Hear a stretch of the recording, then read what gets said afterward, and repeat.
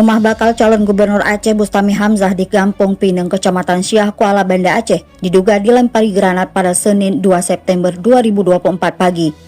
Melansir informasi diperoleh Serambi News, rumah yang didiami Bustami beserta keluarganya ini dilaporkan diteror bom.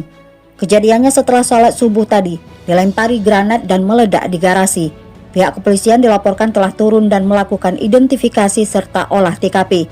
Tidak ada korban jiwa maupun luka-luka dalam insiden ini. Berdasarkan informasi yang diterima dari sumber Serambi, tim Brimob Polda Aceh sudah dikerahkan ke lokasi untuk melakukan penanganan. Juga belum diperoleh informasi tentang motif di balik kejadian tersebut. Untuk diketahui, Bustami adalah bakal calon gubernur Aceh yang berpasangan dengan Muhammad Yusuf Awahab. Pasangan ini diusung oleh Partai Nasdem, PAN, Golkar, dan dua partai lokal di Aceh, yakni PAS dan PDA. Selain pasangan Bustami dan Tusuk, Pilkada Gubernur dan Wakil Gubernur Aceh juga diikuti pasangan Muzakir Manaf atau Mualim dan Fadrullah atau Dekfat. Mualim adalah ex-Panglima GAM yang kini menjabat sebagai Ketua Umum Partai Aceh, partai lokal terbesar di Aceh.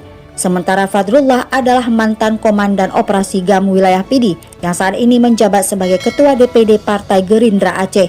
Pasangan ini diusung oleh koalisi Partai Aceh, Gerindra, Demokrat, PKB, P3, PKS, PDIP, dan Partai Nanggro Aceh atau PNA.